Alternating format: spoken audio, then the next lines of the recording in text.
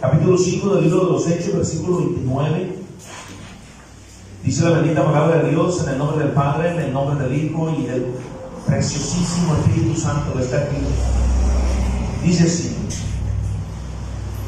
respondiendo Pedro y los apóstoles dijeron: es necesario obedecer a Dios antes a los hombres. Si lo leemos juntos, hermanos, creo que por ahí andamos ojeando todavía. A una sola voz, mismo versículo. Respondiendo Pedro y los apóstoles dijeron: es necesario obedecer a Dios antes que a los hombres. Cierra sus ojos y vamos a orar. Bendito y maravilloso Dios nuestro, en el nombre de Jesús, venimos otra vez, Señor, delante de tu presencia, Padre, cobijándonos, bendito Dios, bajo la presencia de nuestro amado Salvador, Señor, para presentarnos ante ti, Señor, y poder pedirte, Padre, en esta hora que tu gloria esté entre nosotros, que te derrames, bendito Dios, sobre tu iglesia. Necesitamos tanto, bendito Dios, de tu gloria, Señor, sobre nuestras vidas. Necesitamos tanto, Señor, que obres, bendito Padre, en corazones, que sanes enfermos. Y en esta hora, Señor, te pedimos, Padre, que tu presencia nos visite. Visítanos de tal manera, Señor, que este día pueda ser la diferencia entre los demás días que viviremos, Dios. Permítenos, bendito Padre, sentir tu gloria. En el nombre de Jesús. Amén. Tome su lugar, hermano.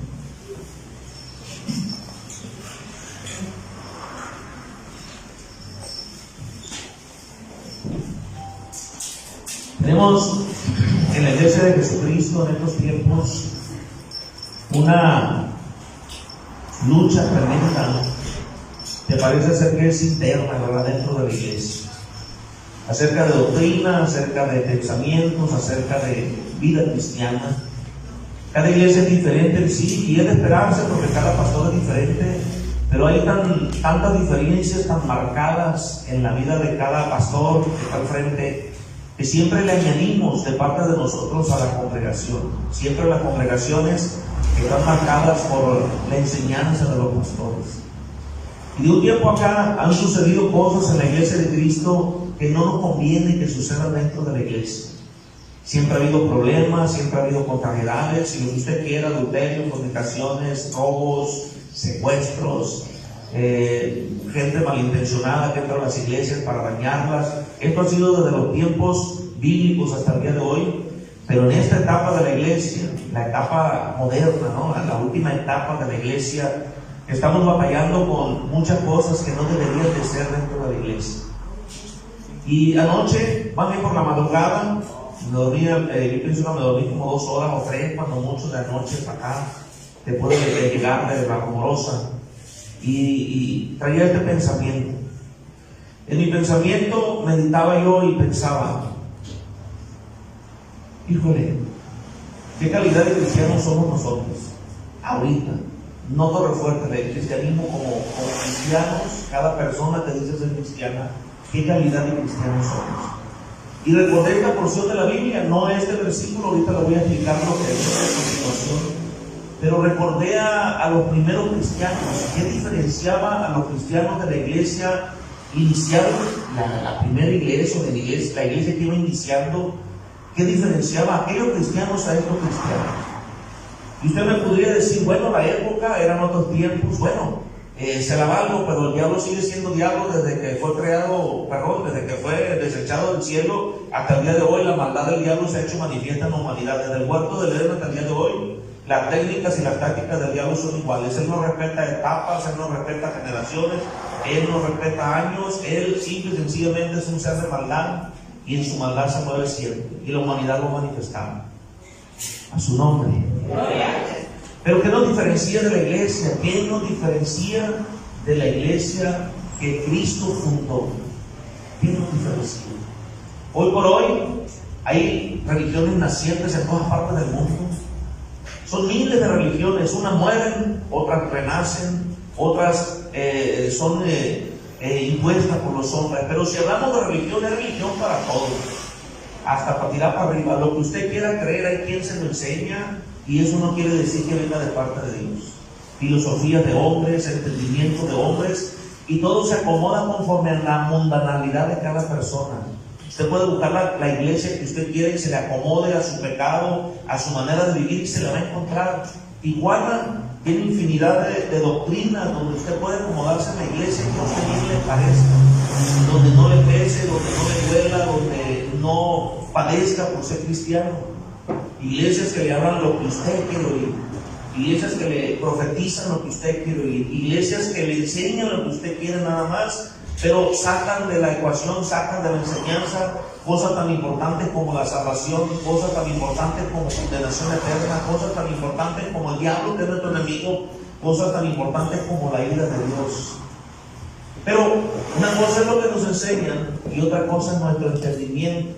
No es lo mismo lo que escucha de parte mía, que yo me preparo para entregárselo, a lo que usted escucha cuando Dios le está hablando por medio de la palabra. Se supone que todos leemos la Biblia, y al leer la Biblia Dios nos enseña de manera personal a cada uno de nosotros. Entendemos diferente, sí, pero si el Espíritu Santo nos está moldeando, tiene que estar acorde lo que yo pienso, lo que yo creo como pastor y lo que usted como congregante está recibiendo del Espíritu Santo.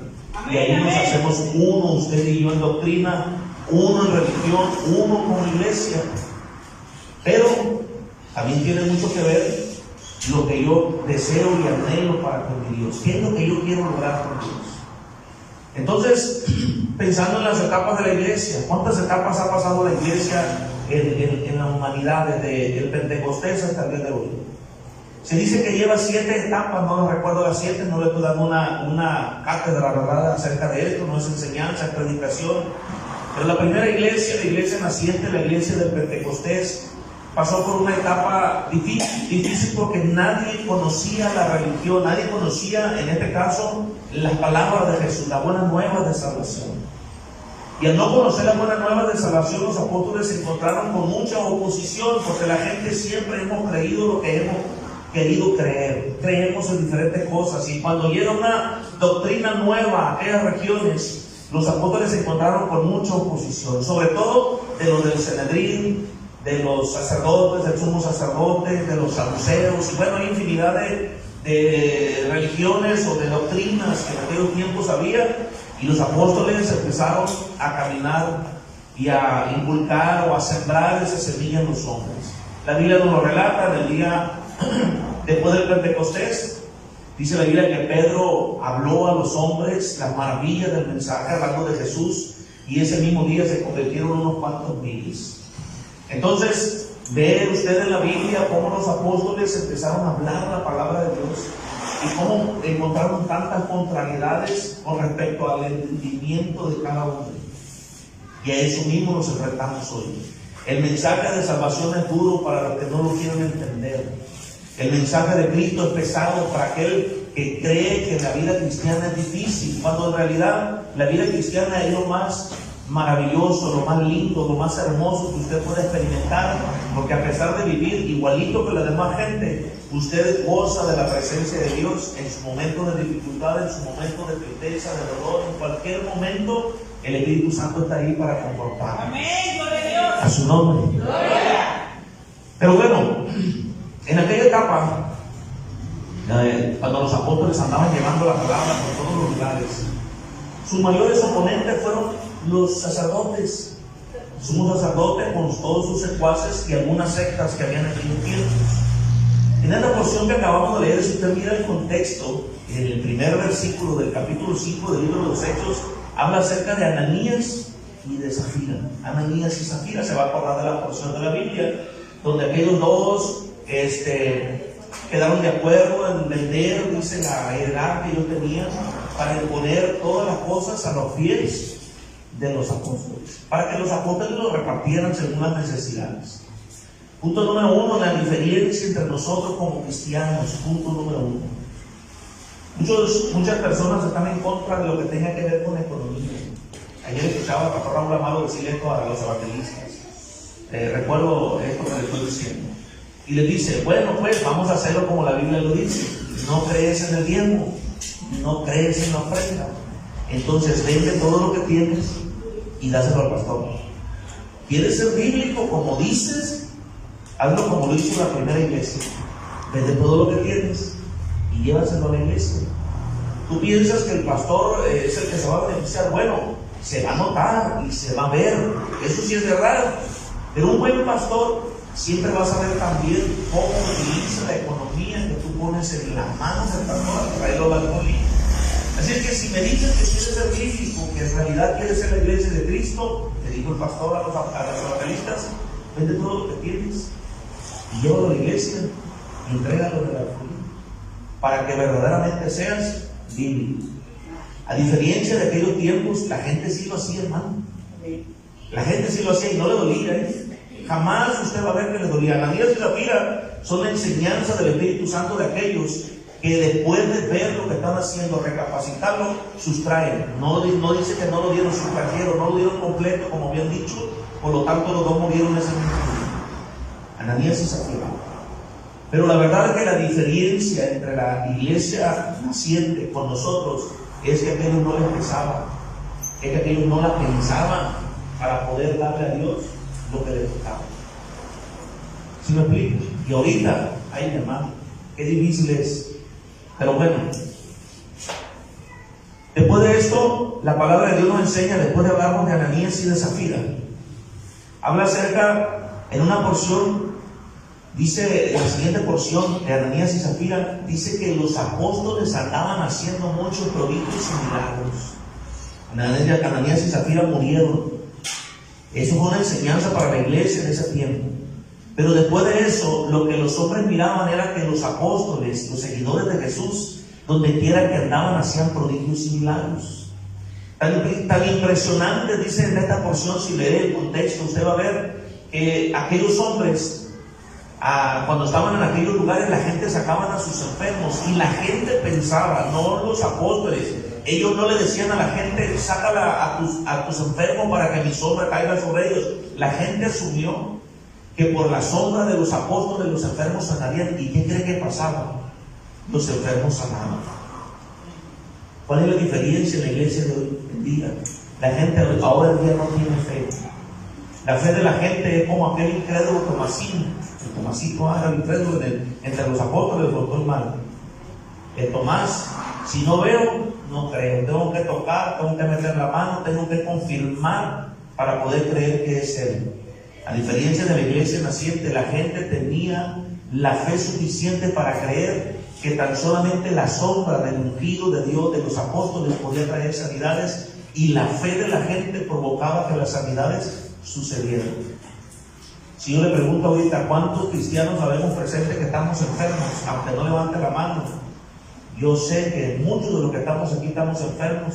Y venimos a la iglesia y nos comportamos como cristianos y decimos tener una fe suficiente, pero seguimos enfermos.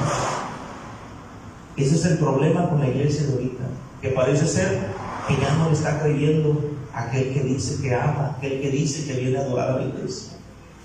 A su nombre. Qué grande diferencia, ¿verdad? La iglesia de los hombres que a una costa de su propia vida, ellos seguían predicando el evangelio. En el contexto también del versículo que acabamos de leer, es necesario obedecer a Dios antes que a los hombres. Hay un contexto muy especial. Dice la Biblia que cuando los hombres miraban que los apóstoles hacían milagros, se encolerizaron, se enojaron, se molestaron y planearon matarlos. Sumo sacerdote con los saduceos, o el sacerdote con los saduceos, planearon matarlos. Dice la Biblia que estos hombres fueron encarcelados. Y cuando estaban encarcelados, un ángel se apareció y les abrió las puertas de la cárcel y salieron. Mientras ellos estaban siendo liberados por un ángel, aquellos estaban debatiendo qué harían con esos hombres. Y cuando mandan al alguacil para sacarlos de la cárcel, he aquí que se encontraron con una celda vacía. Entonces regresan con los hombres y le dicen, no están ahí. Pero al mismo tiempo que ellos están hablando, dice que llega uno y le dice, esos hombres que ustedes encarcelaron están otra vez en el mismo lugar predicando, hablando y gritando, todo por el motivo que ustedes nos trajeron a la cárcel. Y en esto, mi hermano, encontramos una grande contrariedad. Desafortunadamente en este tiempo de apostasía, la última etapa de la iglesia, la etapa de la apostasía, muchos han sido contaminados por la apostasía. Aunque muchos no van a decir amén a esto, no me van a dejar mentir que muchos de los que llegan a una iglesia vienen marcados por lo que dije al principio, por enseñanzas de hombres que les han cautivado el oído y el corazón, Y cuando llegan a una iglesia que contraría lo que recibieron, entonces bye y se ponen a buscar una iglesia conforme a lo que se les enseñó la primera vez. En una reunión de pastores, en una junta de pastores, habíamos alrededor de 20, a lo mejor más pastores, al estar debatiendo sobre la salvación. ¿La salvación se pierde o no se pierde?, dijo un pastor. Todos debatimos, todos platicamos, hablamos, sacamos versículos, algunos hablaban en lenguas, otros profetizaron, otros se rasgaron las vestiduras por las palabras que decíamos algunos. Pero alguien levantó la mano y dijo: ¿podría acaso estar equivocado quien nos enseñó esta enseñanza sobre la salvación? Piénsenlo por un momento. Y todos los pastores quedamos de acuerdo que podría ser posible que quien nos enseñó nos haya enseñado mal. Amén. No sé si lo ha pensado usted de esa manera. Yo le puedo estar enseñando mal a usted. Amén. Si usted se va nada más con lo que yo le enseño, muy seguramente le hace falta mucho más para que usted aprenda. Amén. O sea, que no se quede con lo que recibe de parte del predicador. Vaya usted y busque. Esa es la conclusión que llegamos los pastores. Yo tengo que ir a la Biblia, yo tengo que ir al estudio, yo tengo que ir a las cosas donde puedo investigar usos y costumbres, diccionarios, escritos de otras personas que vivieron en la época, para entender el por qué unos opinan una cosa y otros opinan otra. Con respecto a la salvación, yo opino que no se pierde, pero también opino que muchos que dicen cristianos ya están perdidos porque no fueron honestos con Dios al momento de recibirle como Salvador. ¿Y cómo sabemos esto? Sabemos que una persona que aunque venga a la iglesia no es salva, es porque todavía vive en pecado y no le interesa cambiar. Aunque venga a la iglesia, aunque hable en lenguas, y aunque tome un micrófono y aunque toque la alabanza, mientras viva en pecado, mientras viva en pecados ocultos, mientras no tenga una evidencia de salvación, no tiene la salvación ganada, porque la salvación es Cristo y Él no habita en templos que estén sucios. Amén. Él no puede habitar en medio del pecado. Por lo tanto, si tú estás pecando aún siendo cristiano, seguramente no eres salvo. No puedes perder algo que no tienes. Pero el que es salvo, el que es honesto con Dios, no puede perder la salvación, porque la salvación es Cristo. Y en Cristo no hay nada que se pueda separar. A su nombre. Entonces, mi hermano, dos hombres, dice la Biblia, que mandaron otra vez por ellos y hablaron con ellos, y al hablar con ellos determinaron azotarlos. Los azotaron, los golpearon. ¿Y qué cree usted que hicieron estos tremendos otra vez?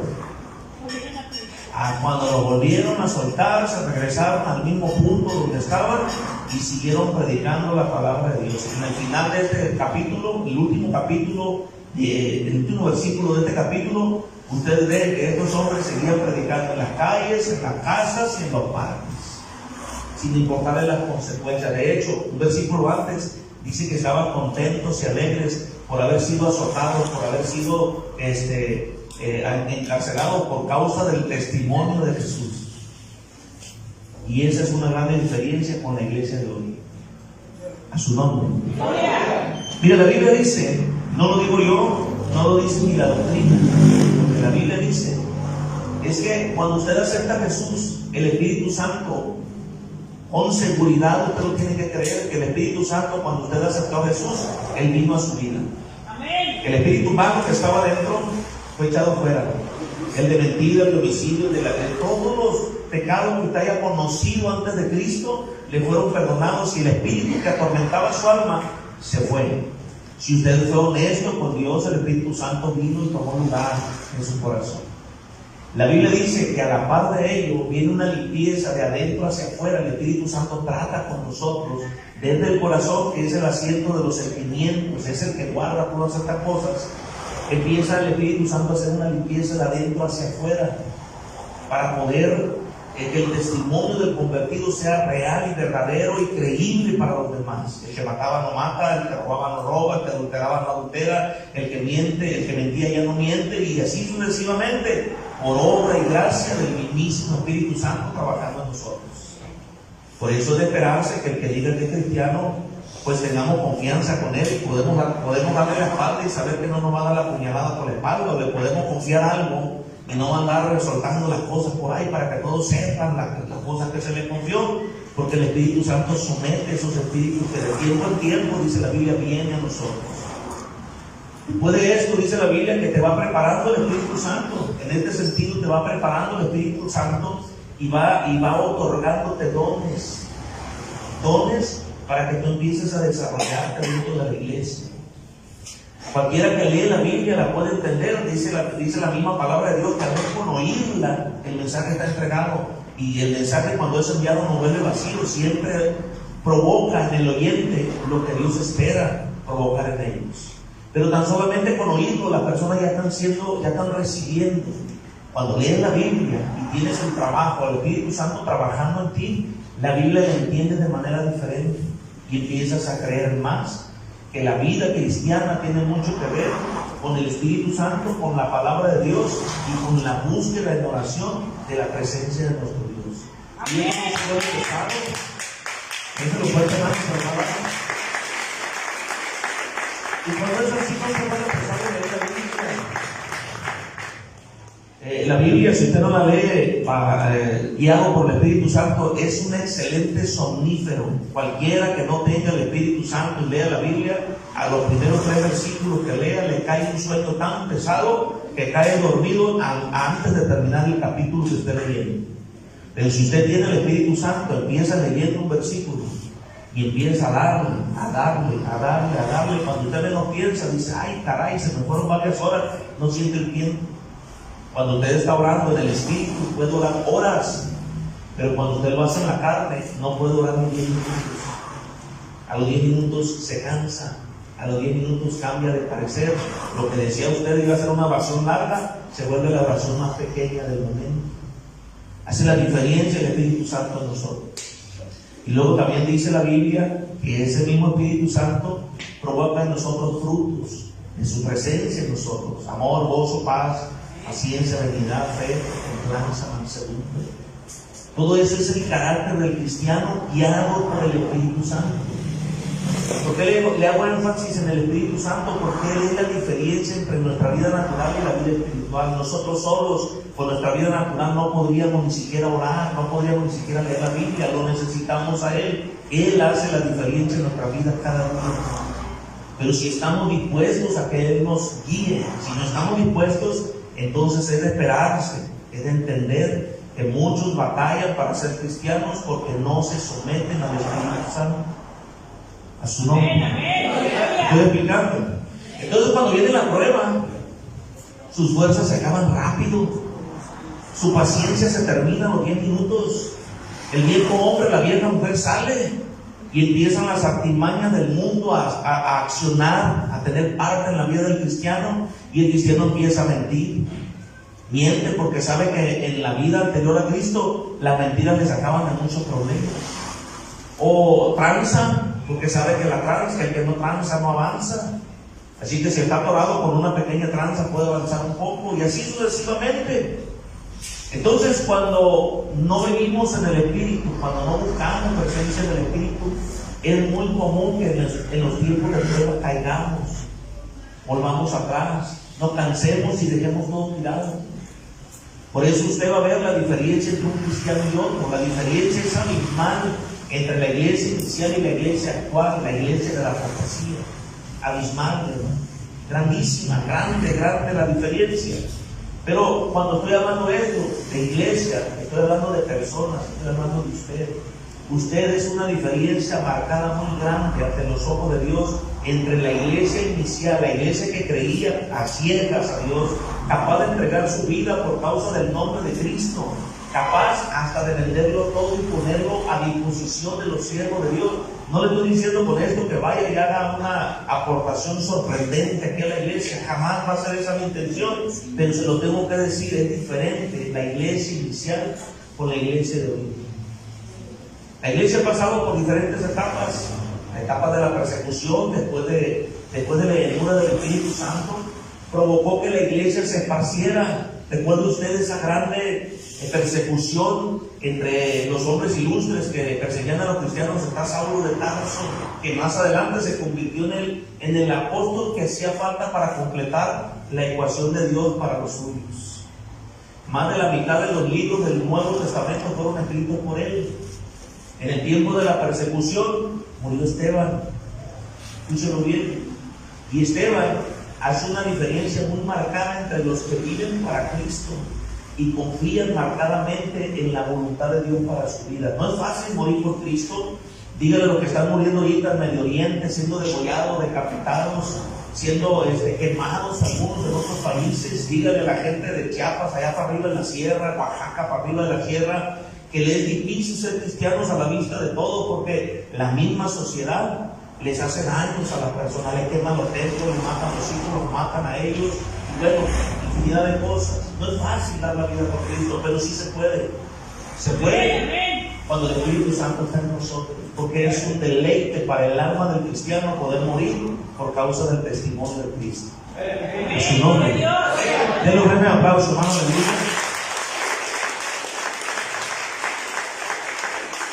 Y la Biblia habla de Esteban. En la etapa de la persecución, Esteban es uno de los más grandes ejemplos. Apedreado, dice, hasta la muerte. Y no solamente apedreado, hay una frase que Esteban mencionó, asociada, o lo puede usted asociar, a la palabra de Cristo en la cruz. En primera, dice la Biblia que mientras Esteban estaba siendo apedreado, él podía ver los cielos abiertos y al Señor sentado en su trono. Y Esteban abajo, mientras las pedradas tronaban en todas partes de su cuerpo, él diciéndole al Señor: no les tomes en cuenta esto, no les tomes en cuenta lo que están haciendo. Y fue apedreado hasta la muerte, hasta la muerte. La Biblia habla de los mártires, los que mueren por el testimonio de Cristo. La Biblia dice que son incontables en el libro del Apocalipsis. Ya están allá algunos, otros están muriendo ahorita, y seguramente algunos de nosotros vayamos a morir por causa del testimonio de Cristo. Amén. Hace unos cuantos meses atrás, el pastor Humberto Leiva, así se llamaba el pastor, saludando a un hombre, creo que ya se lo cité en alguna reflexión, saludando a un hombre con el Dios te bendiga de una maderería. En un momento el hombre toma un desarmador y asesina al pastor. Simple y sencillamente porque cada vez que lo miraba el pastor Humberto Leiva le decía: Dios le bendiga, buenos días. Por esa frase, endemoniado el hombre, le quitó la vida al pastor. Ese hombre, el pastor Humberto Leiva, se fue derechito a la presencia de Dios, murió por el testimonio de Cristo. Aleluya a su nombre. Amén. Entonces Esteban es la diferencia entre los cristianos de hoy. Hermanos míos, no está el hermano Erwin, lo disculpo en nombre de él, que va a predicar, es parte del equipo de evangelista. Mi hermano Ernesto no vino tampoco porque tiene el apuro de su camioneta y me dice: tengo unos días más para echarle mano, bueno, adelante, te permito que no venga, pero adelanta esa camioneta. Si tuviera mi hermano Erwin le diría menos. Una de las argumentos del hermano Edwin sobre la oración: la gente no viene a orar ya, la gente no viene a los estudios, la gente ya no viene ni a los cultos. Mira nomás lo que estamos ahorita, se supone que seríamos al menos prácticamente el doble de lo que estamos ahorita, según la cuenta que yo tengo en mi casa y mi lista de oración. A la gente ya no le está doliendo, ya no le está pesando ser cristiana, ya es más fácil echar una mentira o a convencerse a sí mismo de que está viviendo bien su vida cristiana, y el pastor no se tiene que meter. Una de las cosas que las personas más reclaman, que el pastor no se tiene que meter en la Biblia. Si usted ha leído la Biblia, nosotros nos podemos meter hasta cosas que tengan que ver con su alcoba, porque hay pájaros en el alambre ahorita, cosas que tengan que ver en la alcoba, cosas que tengan que ver con su persona como mujer, con su persona como hombre. Si usted no lo permite, obviamente ahí sí tiene razón, pero si usted tiene a bien querer ser buen cristiano, necesita hablar y ponernos al tanto. Ponernos al tanto, ¿por qué? Porque no tenemos la capacidad de adivinar. El Espíritu Santo da discernimiento, pero a veces Dios me dice algo, voy y le pregunto a usted: ¿todo bien, mi hermano? Usted dice: bendecido y en victoria. Amén, amén. Está bien su matrimonio, uy, chulada de hombre, pero al rato se encuentra con el demonio en la casa. Estoy explicando. Hermano, todo bien, sí, pastor, de bendición, cuando en realidad está pasando por necesidades en casa. El cristiano ya se ha vuelto muy hermético en su vida cristiana, no le gusta que muchos sepan su vida espiritual. Hace 20 años que yo me convertí, los hombres todavía buscábamos compañeros dentro de la iglesia, compañeros de oración, compañeros que nos hicieran fuertes en oración, con aquellos que podías hablar y decir, hermano, estoy siendo tentado por el enemigo. La vida pasada ha venido a mi mente y estoy batallando con lo que batallé en el mundo.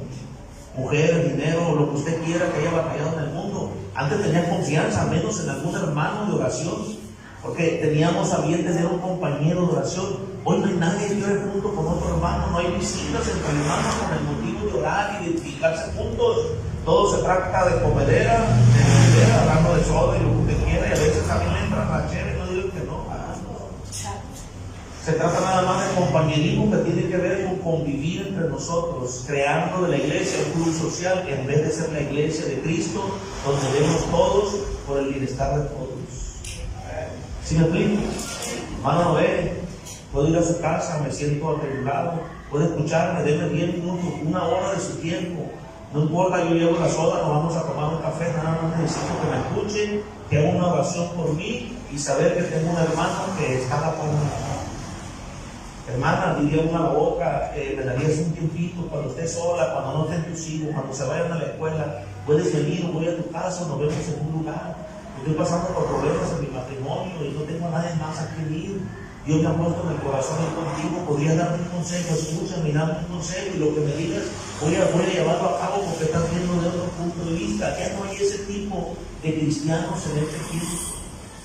Prefieren aventarse solos el pleito con el diablo, y si tú te agarras solo con el diablo, mi hermano, vas a perder. Nos necesitamos los unos a los otros. Esa es la diferencia entre la iglesia de antes y la iglesia de hoy. El tiempo de la persecución marcó a la iglesia de Cristo de todos los tiempos. El tiempo de donde la iglesia católica mataba a cristianos, que le llamaban la Santa Inquisición, donde se levantaron los templarios y la guerra santa y no sé qué tanto rollo, fue algo en contra del cristianismo. Muchos hombres murieron por causa de mantenerse como cristianos, y hoy por causa de las diferentes doctrinas y enseñanzas somos capaces de ser cristianos pentecostés ahorita y irnos con los mormones mañana. No sé si me explico.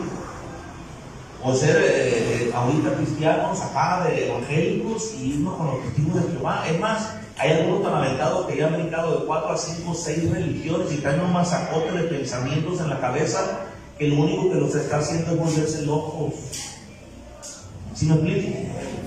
Entonces, ese es el problema a lo que nos enfrentamos ahorita como iglesia.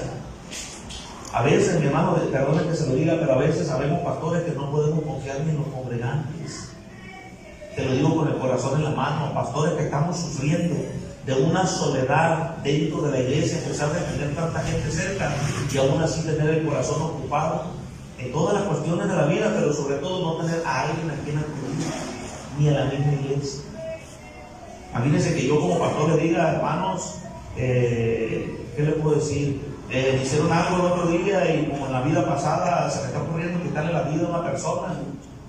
¿Sabe usted que un día yo le dije eso a una evangelista y me sentó como 4 meses porque le dije, una persona se quiso agarrar a golpes conmigo y me dijo, si quieres, vamos a agarrarnos a golpes, y el que quede parado, él se gana.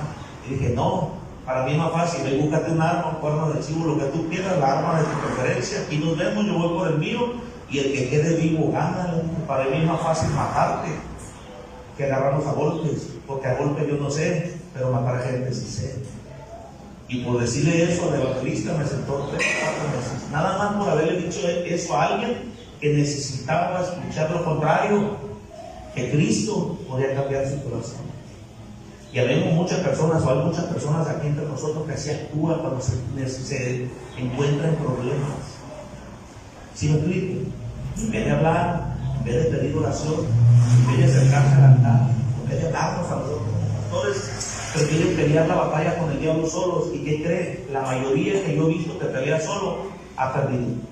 No he visto a ninguno que le haya ganado el diablo cuando lo hace en sus propias fuerzas. Se lo aseguro.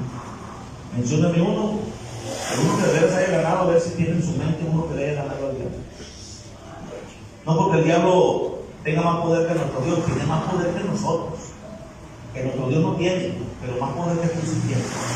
Y cuando tú te agarras al tú por tú con Él, Él siempre te va a ganar.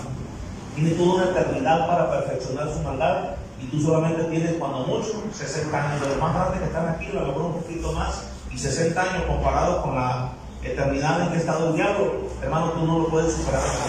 Necesitas a Jesús. Lo necesitas, contundentemente necesitas a Cristo cuando estás en pruebas, cuando estás en luchas, cuando estás en necesidades.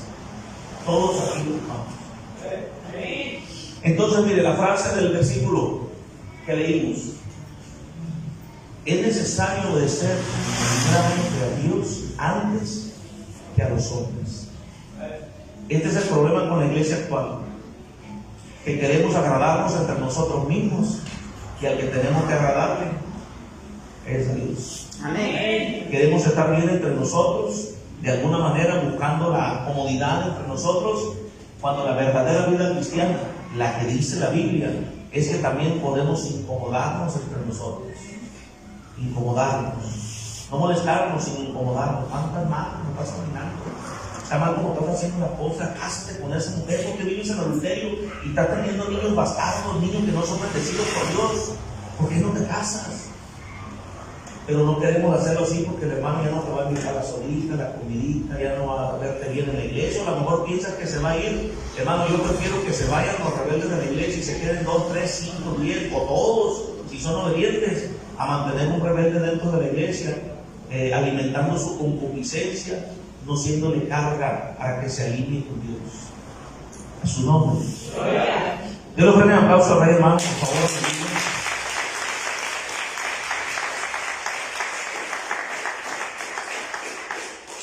Y tengo que decir esto porque es lo que Dios me puso. Yo no sé si usted está enterado lo que Torrefuerte le ofrece como iglesia. Yo recomiendo, cuando una persona se mueve de iglesia, le recomiendo que hable con el pastor. Vaya a hablar con el pastor y pregúntele cuál es la doctrina que espero que usted me dé a mí y a mi familia. ¿En qué creen como iglesia? ¿Cuáles son sus estatutos de fe? ¿Cuáles son sus puntos doctrinales? Si vengo con mis hijos, ¿pueden mis hijos recibir algo para ellos? ¿Puede mi matrimonio ser edificado? ¿Puedo yo, si tengo un llamado de Dios, esperar una oportunidad de ejercer mi ministerio en esta iglesia? ¿Qué puedo esperar de usted como pastor? ¿Está casado con la pastora? ¿Está usted con el ministerio otorgado por Dios? ¿Lo tomó usted o se lo dio el concilio? ¿Quién le dio el ministerio? Son palabras lícitas cuando usted quiere encontrar la iglesia que usted necesita, hablando de las necesidades suyas, las reales, las verdaderas. Pero a veces llegamos como locos a las iglesias y a ratos salimos todos dañados porque no pusimos atención a estos puntos. Entonces yo recomiendo, pregunta, cerciórate, asegúrate. No digas a la primera, no digas a la segunda, espérate a la tercera. Y si quieres, espérate más hasta que le digas al pastor: yo quiero ser miembro de la iglesia. Y cuando digas que eres miembro de la iglesia, entonces te vas a someter a los estatutos de esa iglesia. Aquí en Torrefuerte, no sé si uno está enterado, uno viene entre semana, tenemos oración los lunes, instituto bíblico los martes, que nada más tengo 4 alumnos, 5 con Ernesto, ya me acordé, 5 alumnos de nuevos 10 que llegaron como oyentes, pero yo creo que todos necesitamos aprender. 4 o 5 no es nada comparado con toda la necesidad que tenemos como iglesia. Los miércoles tenemos cultos, en los cultos yo tengo la preocupación de meterlo a usted en todo lo que tenga que ver con el culto. Algunos se ligan, algunos se quedan, algunos se niegan, el pastor me mete presión. Hermano, si no te meto presión yo, ¿sabes quién sí te va a meter presión y te va a ganar? El diablo. Si uno de mis trabajos es ver en ti el llamado de Dios que tienes, y entonces cuando yo vea algo, no se te haga extraño que te diga: hermano, puedes dirigir el culto, hermano, puedes hacer eso. Pero la regla para iniciar algo aquí en Torrefuerte es que laven los baños. Si no estás dispuesto a lavar los baños, no me interesa que agarres un micrófono. No me interesa que te pongas aquí arriba.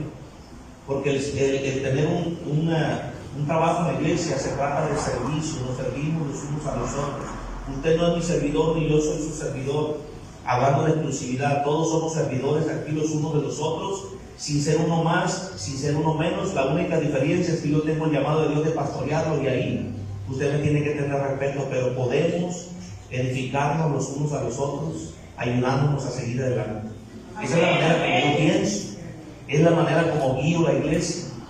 Después de eso, tenemos grupos de intercesión, tenemos actividades en la iglesia, diferentes departamentos, damas, jóvenes, niños, maestros de niños. Sus niños ahorita allá están arriba recibiendo algo. Viene el día 1 de marzo el evento de parejas. Viene un campamento para jóvenes. Y bueno, infinidad de cosas que tenemos. Pero ¿saben por qué a veces las gentes no llegan a las actividades? Porque no están enterados de lo que su iglesia les está ofreciendo para su vida espiritual. Y prefieren bajarse la panza en la casa, mirando una película, visitando gente que habla sandeces o tonterías, que venirse a la iglesia a tomar parte de la vida cristiana. ¿Me estoy explicando? La gran diferencia con la iglesia pasada, con la iglesia, inicial, no es pasada porque es actual. La iglesia de Pentecostés es la iglesia de hoy, no es la iglesia antigua, es la iglesia actual. De Pentecostés ahorita, la iglesia como su Dios sencillamente es la iglesia. A su nombre. Ay. Entonces, mi hermano, la diferencia es que aquellos se dividían por querer agradar a Dios antes que a los hombres. Y si en ellos les llevaba la vida, preferían perder la vida que fallarle a su Dios. Si tenían que invertir hasta lo que no tenían, no les dolía aún vender lo que tenían para que las cosas se hicieran, para que la obra siguiera.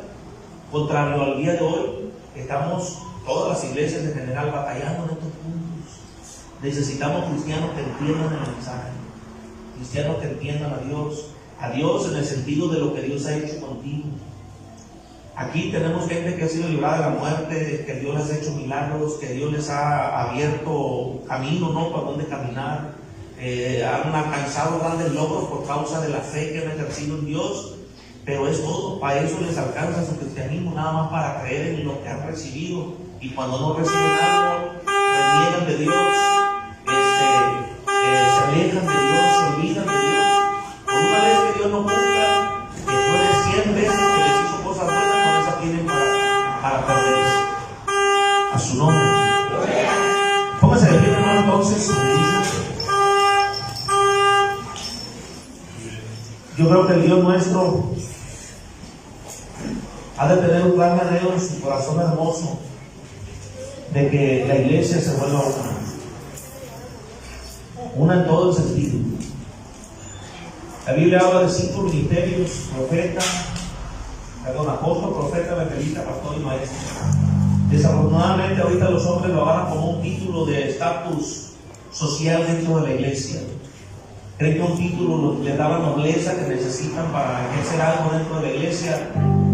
Cuando más grande es el título, más pequeño te tienes que hacer delante de los hombres y ser el servidor que Dios espera que sea con la iglesia. Todos estos 5 son para la edificación de la iglesia, no es para creernos más, no es para creer que podemos superar a los demás. Es en realidad un título, un cargo, un llamado para el servicio de la iglesia, para la edificación de los